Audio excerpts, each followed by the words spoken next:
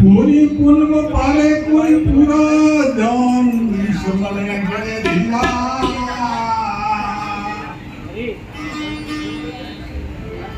આસન લીક તારક કરે અનહદ સાંભળે સંત લિયા ભાવી કબૂ પલટે નહીં ભૂલે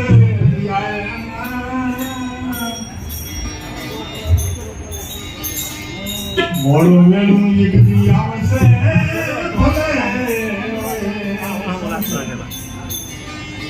શાંતિ ચાલે છે શાંતિ. આ જીવ જ્યારે જઠરાગ્નિ માં હતો ને ગળાથી લટકતો હતો તે ઈ જીવે ભગવાન કને બહુ આરાધના કરી. આરાધના શું કરી કે મને આમાંથી છોડો તો ભક્તિ કરીશ, ભજન કરી, ભગવાનને ભૂલીશ નહીં, દયા ધર્મ નીતિ બધું પાડીશ. બહુ આરાધના કરી, ભગવાનને છોડ્યો. ઊંધે માથે લટકતો હતો બરાબર, છોડ્યો. બારે આવીને ભૂલી ગયો બધું. બારે આવીને જીવ ભૂલી ગયો ભગવાનને. માયા બધું મળ્યું ને, ઘર બાર કુટુંબ કબીલો બધું મળ્યું એટલે ભગવાનને ભૂલી ગયો. એટલે ભગવાનને ભૂલી ગયો એટલે છેલ્લે આ કઈ હાલતું નહીં ભેગું. ભગવાનનું ભજન કરવું જોઈએ. ભગવાનને આપણે કોલ દીધો એને નભાવવો જોઈએ. છેલ્લે તમે એની મિલકત ભેગી નહીં હાલે. એટલે મિલકત કમાવાની જરૂર છે, કમાવી આપણી જરૂર છે એટલે કમાવી પડે, પણ ભેગી ભક્તિ કરો. એકલી મિલકત માયા ભેગી નહીં હાલતી. ભક્તિ કરશો તો છેલ્લે ભક્તિ મને આગળ પડે તો ફેર માણસનું શરીર મળે. ફેર માણસનું શરીર મળે 84 ના આવે. એટલે 84 મટાડવા માટે આપણે ભક્તિ કરવાની. શું કરવાની? કે 84 ના આવે એટલા માટે ધ્યાન સમરણ ભક્તિ કરવાની આવે. એટલે ભગવાનને ભૂલી જાય દુનિયા.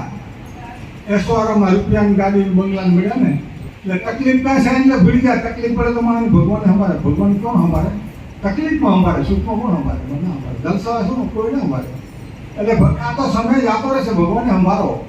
સમય જ રોકાતો નહીં. આ સમય રોકાતો નહીં. સેકન્ડ જિંદગી જાય. 21,600 શ્વાસ આખી 24 કલાક આપણી જિંદગી કપાયેલી.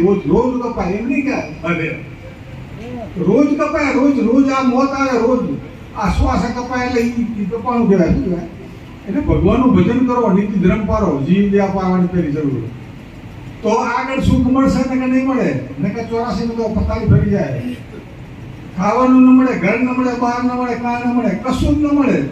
ને માણસનું આવું શરીર મળે તો બધું મળે. સેવા કરાવવા મળે, દવા કરાવવા ડોક્ટર મળે, ઘર મળે, બહાર મળે, બધું મળે. બાકી પછી કઈ મળતું નહીં.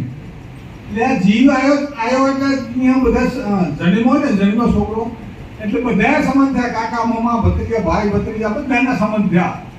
એ આવ્યો એટલે એ સંબંધ થયા. બધા રહ્યો પાછો જાય એટલે સંબંધ કટ થઈ જાય.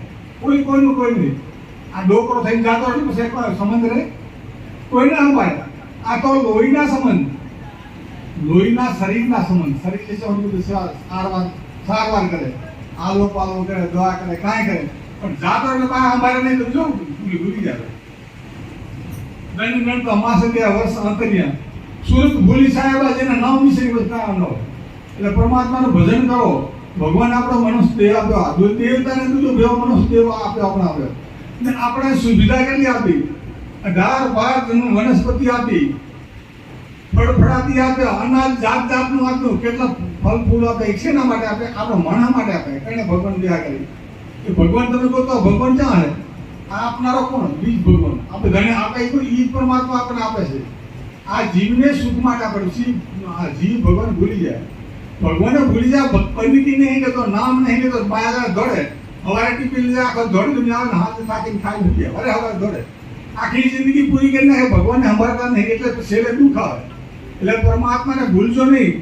પરમાત્માની ભક્તિ કરશું તો આવી દુનિયા મળે. શું મળે? આવો એસારા મળે, આવી દુનિયા મળે, જલસા મળે, કાંઈ નહીં મળે, બધું જતું રહે.